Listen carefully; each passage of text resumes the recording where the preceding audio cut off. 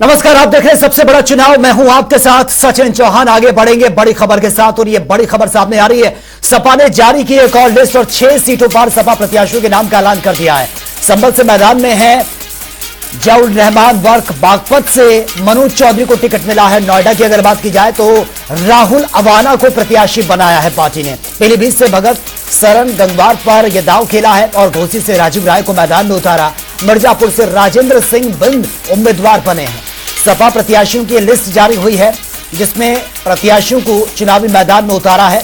यह हम आपको बता रहे हैं। यह लिस्ट समाजवादी पार्टी की जारी हो चुकी है।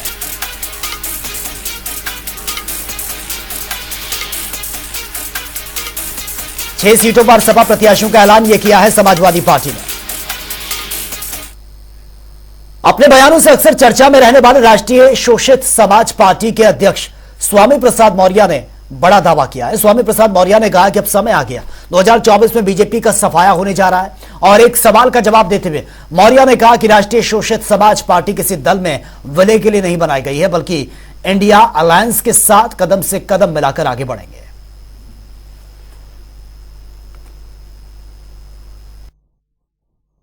क्योंकि जब मैंने पार्टी का ऐलान कर दिया है तो स्वाभाविक रूप से विलय के लिए नहीं किया है, पार्टी को स्थापित करने के लिए किया गया है। इसलिए पार्टी आगे बढ़ेगी। हाँ, इतना जरूर है कि इंडिया अलायंस के कदम से कदम मिलाकर के हम चलेंगे। हम हमारा जिस भी रूप में उपयोग लेना चाहेंगे वो पूरा का पूरा मैं साथ देने के लिए तैयार हूं। लोकसभा चुनाव 2024 की तारीखें जैसे जैसे नजदीक आ रही है, कांग्रेस उतनी ही मजबूती के साथ सरकार बनाने का दावा कर रही है। ऐसे में हमारे संवाददाता टीएन मिश्रा ने कांग्रेस की प्रवक्ता प्रियंका गुप्ता से खास बातचीत की है, वो देख लेते हैं। देश में चुनाव की रणभेरी शुरू हो चुकी है और इस बिगुल बजने के साथ ही सभी पार्टियों की तैयारियां जो है तेजी से होने लगी हैं। कांग्रेस एक तरफ जो है लगातार बात कर रही है महिलाओं की, युवाओं की, कृषकों की और जो है गरीबों की। इसको लेकर के कांग्रेस लगातार लगी भी है और जो है राहुल गांधी की भारत जोड़ो न्याय यात्रा में ये बात सामने दिखाई भी दी है। लेकिन भाजपा दावा कर रही है कि इस बार वो 400 के पार जाएगी। कांग्रेस का अपना दावा कि सरकार वो बनाएगी। मैं इन्हीं दावों पर जो है प्रियंका गुप्ता जी है कांग्रेस प्रवक्ता, मैं उनसे जानना चाहूंगा कि क्या आधार है, कैसे आप सरकार बनाएंगी और कैसे कैसे आपका मुहिम रहेगी। देखिए, आपके दर्शकों को मैं नमस्कार करना चाहूंगी। उसके साथ में मैं ये भी कहना चाहूंगी जो 2024 का चुनाव है ये मुद्दों का चुनाव है। आज देश की जनता परेशान है और भारतीय जनता पार्टी क्या कह रही है? भारतीय जनता पार्टी सिर्फ और सिर्फ ये कह रही है कि आप कमल के फूल पे निशान लगा दीजिए। कहीं कोई उनके मुद्दे नहीं है, कहीं कोई उनका कमिटमेंट नहीं है, कहीं कोई ये नहीं बताने की कोशिश कर रहे हैं कि वो देश की जनता को क्या देंगे, वो महिलाओं को क्या देंगे। और दूसरी तरफ कांग्रेस पार्टी पूरी गारंटी के साथ इस बार मैदान में है। महिलाओं के लिए उनके पास एक स्कीम है जिसके तहत गरीब महिलाओं को 1 लाख रुपए सालाना देगी। किसानों के लिए हमने ये कमिटमेंट किया है कि हम किसानों को एमएसपी देंगे और उनकी उपज का सही मूल्य देंगे। इसके साथ में हम स्वामीनाथन की रिपोर्ट भी लागू करेंगे।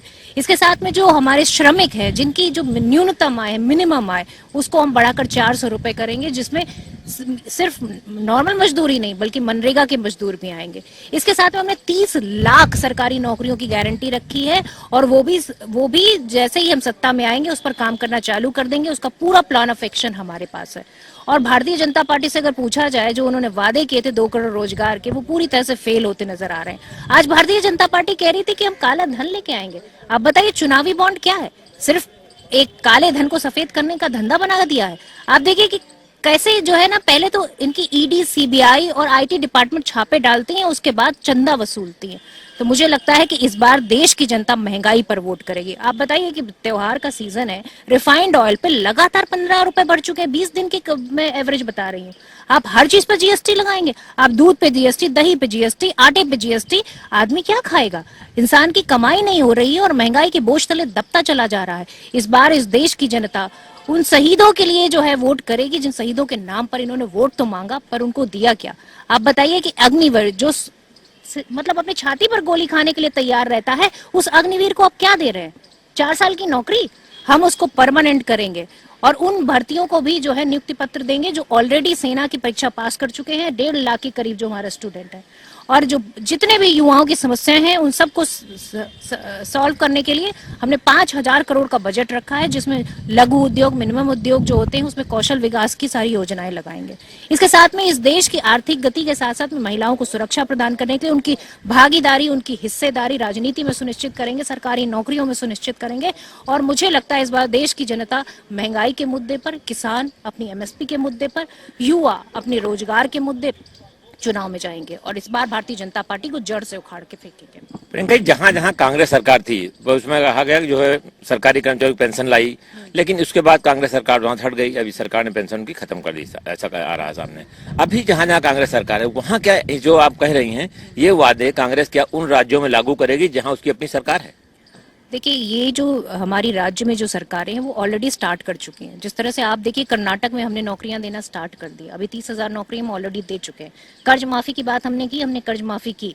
हमने अगर नौकरियों की बात की तो हम नौकरियां देना स्टार्ट कर चुके हैं। हमने अगर जो भी कमिटमेंट किया है, राजस्थान में हमने जो जो योजनाएं चलाई थी उन सबको बंद कर दिया गया है। जनता अच्छी तरह समझ रही है कौन उनके हित की बात कर रहा है और कौन अपने सिर्फ उद्योगपति मित्रों की बात कर रहा है। हकीकत ये है, आज उत्तर प्रदेश में महिलाओं की सुरक्षा को लेकर बड़ा सवाल है। महिला अपराध में उत्तर प्रदेश नंबर 1 हो गया। कहाँ है जीरो टॉलरेंस? जीरो टॉलरेंस तब नजर नहीं आता जब एक पुलिस वाला एक टीचर की हत्या कर देता है। पेपर लगातार लीक होते चले जा रहे हैं, स्टूडेंट के हाथ में उनका भविष्य नहीं है, उनके सामने नौकरी नहीं है, उनके सामने उनका फ्यूचर नहीं है। आप क्या बनाना चाहते हैं इस देश को? और हकीकत यह है कि भारतीय जनता पार्टी खुद पर विश्वास नहीं गया है, वो खोखले दावे कर रही है। आज 50 से ज्यादा पार्टियों के साथ गठबंधन कर चुकी है। इससे साफ जाहिर होता है कि भारतीय जनता पार्टी को खुद पर विश्वास नहीं है। उनके खुद के दल में अफरा तफरी मची हुई है। तो मुझे लगता है इस बार भारतीय जनता पार्टी डरी हुई है और मुद्दों के चुनाव की वजह से डरी हुई, क्योंकि आज देश की जनता अपना हक मांग रही है। पीएम मोदी जो है रामनवमी पर जो अयोध्या जाने की बात कर रहे हैं कि अयोध्या, क्या इससे कोई असर पड़ने का आपको उम्मीद लग रही है? लेकिन मुझे लगता है कि आप भी भक्त हैं, हम भी भक्त हैं, और इस देश में जितने भी राम नाम को मानने वाले हैं, भगवान श्री राम को मानने वाले, वो सभी अयोध्या जाते रहे हैं और जाएंगे। परंतु असली बात यह है कि आप किसी मंदिर के पीछे छुपकर राजनीति नहीं कर सकते। आप धर्म की आड़ में राजनीति नहीं कर सकते।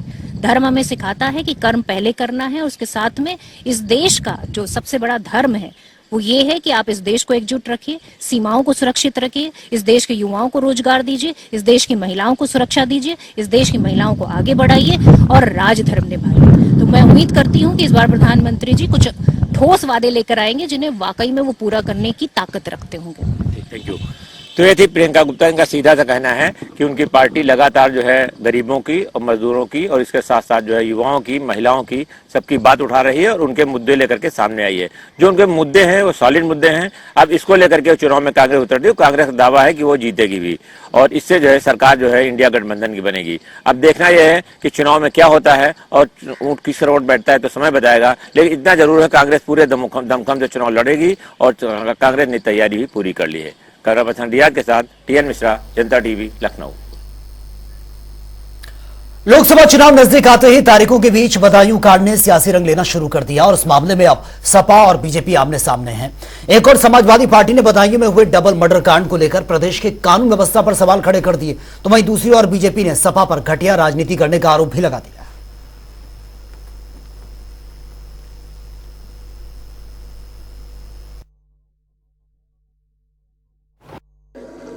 कानून व्यवस्था वाला विभाग है, law and order, zero tolerance. क्या कल की घटना ने साबित नहीं कर दिया कि जीरो टॉलरेंस वालों की पॉलिसी जीरो हो गई? ये जीरो टॉलरेंस पॉलिसी जीरो है। देखिए, बहुत ही दुखद घटना है और इस सरकार का लाइन ऑर्डर पूरी तरह से फेल है। यूपी सरकार की पुलिस ने तो उसका एनकाउंटर कर दिया आत्मवाद, तो फिर कैसे बताएं? देखिए, जब एनकाउंटर तो कर ही दिया है तो इसकी खुलेगा कैसे? पहले खोलना चाहिए था, ये सब लोग अब खुलेगा कैसे केस? और वहीं फतेहपुर से सांसद और केंद्रीय मंत्री साध्वी निरंजन ज्योति ने बदायूं कांड पर समाजवादी पार्टी के बयानों पर जमकर निशाना साधा। साध्वी निरंजन ज्योति ने कहा कि समाजवादी पार्टी के सरकार में गुंडों को संरक्षण देने का काम किया जाता था, जबकि आज अपराध और अपराधियों पर शिकंजा कसने का काम किया जा रहा है।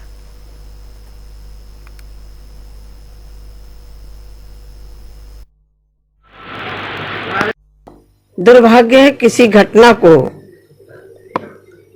इस तरह के बयान, जबकि चुनाव सर पर हो, जनता को भड़काने का काम नहीं करना चाहिए। यदि मैं इनका एक कार्यकाल याद दिलाऊं, मुजफ्फरनगर की घटना कोई भूल नहीं सकता है। गुंडागर्दी करने वाले खुलेआम घूम रहे थे, इनके संरक्षण में थे।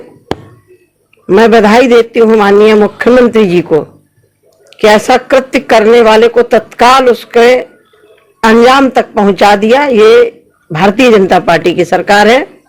समाजवादी पार्टी की सरकार के समय महीनों वो एरिया जलता रहा था। लोग कैराना जैसी एरिया से पलायन करके, घर छोड़ करके भागने के लिए मजबूर थे। तो कम से कम अखिलेश जी को अपना कार्यकाल याद कर लेना चाहिए।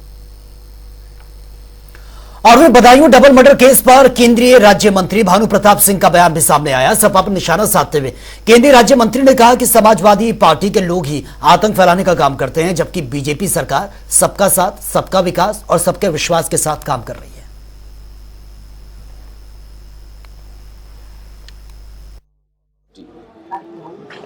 जो बनी है वो देश के लिए काम कर रही है। देश प्रगति कैसे करे, देश आगे कैसे बढ़े, वो बदायूं की घटना जो हुई है, आपको स्पष्ट समझ में आता है कि अल्पसंख्यक बंधुओं के लड़कों ने उन बच्चों को बुलाकर किस तरीके से गला रेत दिया और रेतने के बाद उनको ताला लगा के भाग गए। मेरी बच्चों को जैसे कोई मतलब ही नहीं था सारी चीज। तो क्या है, ये समाजवादी पार्टी के लोग ये आतंक फैला रहे हैं, वो ये माहौल बना रहे हैं, किसी तरीके से ये वोट हमारे पक्ष में आ जाए, सारी चीजें। जबकि भारतीय जनता पार्टी सबके लिए, सबका साथ, सबका विकास, सबके विश्वास के साथ काम कर रही है। अगर वो इस तरीके से बात कहते हैं तो स्वयं अपने गलेवान में झांके, तो उनके लिए क्यों सारी बातें कर रहे हैं। उन्होंने अगर मारा है, उन्होंने 8 साल और 11 साल के बच्चों को अगर मेरी हत्या कर दी, गला काट दिया, अतावा काट दिया, तो ये समाजवादी पार्टी कहना चाहिए गलत काम हो जाएगा। और पुलिस से मुठभेड़ में और गोली भी लगी है और मारा भी गया है। तो इसलिए जो पुलिस से लड़ेगा, अब तो निर्णय थे उन्होंने मार पीट दिया, पुलिस से लड़ेंगे तो क्या होगा अंजाम।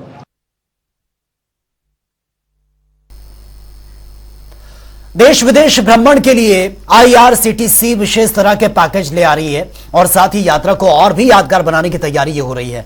और इसके तहत ट्रेन के टिकट पर होली में लोगों के साथ यात्रियों की तस्वीरें और बार कोड भी ये प्रिंट करवाया जाएगा। और इसे लेकर लखनऊ से हमारे संवाददाता TN मिश्रा की रिपोर्ट आप देखिए।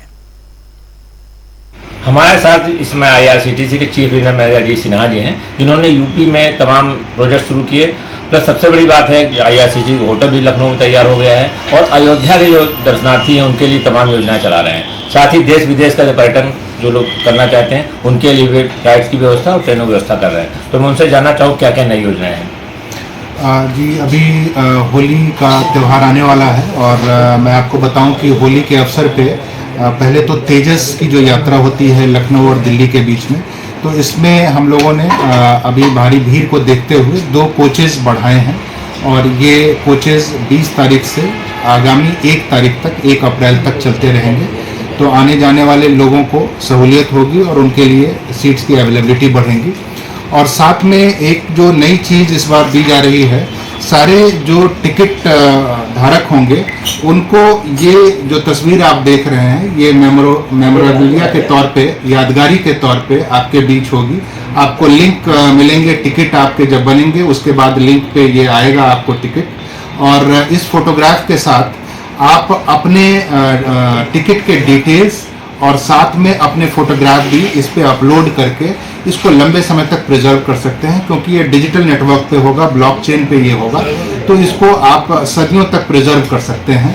तो ये एक यादगारी के तौर पे रहेगा कि IRCTC के माध्यम से तेजस की यात्रा जो आपने की उसमें होली के अवसर पे आपका ये टिकट रहा तेजस का। साथ ही मैं आपको बताऊं कि जो मास टूरिज्म IRCTC जिसको बढ़ावा देता है रेल के माध्यम से, उसमें मास टूरिज्म में भारत गौरव ट्रेन से जो यात्राएं आयोजित की जाती हैं उसमें 3 जो बहुचर्चित सर्किट हैं, दक्षिण भारत का सर्किट, ज्योतिर्लिंग का 7 ज्योतिर्लिंग का सर्किट और गंगा सागर पुरी की यात्राएं, तो उसमें अभी आगामी दिनों में चुनाव आने वाला है। तो लोकसभा चुनाव के बाद 22 मई को हम लखनऊ से एक यात्रा 7 ज्योतिर्लिंग की आयोजित कर रहे हैं और उसके आगे कुछ यात्राएं जो होंगी वो पश्चिमी यूपी के क्षेत्रों से और आसपास के राज्यों से भारत गौरव ट्रेन जो उत्तर प्रदेश को एक दिया हुआ है उसके माध्यम से हम यात्राएं आयोजित करेंगे, जिसमें अयोध्या, वाराणसी और प्रयागराज ये जो गोल्डन ट्रायंगल है इसकी यात्राएं हम आयोजित करेंगे और जिसको लेके काफी क्वेरीज भी आ रही हैं।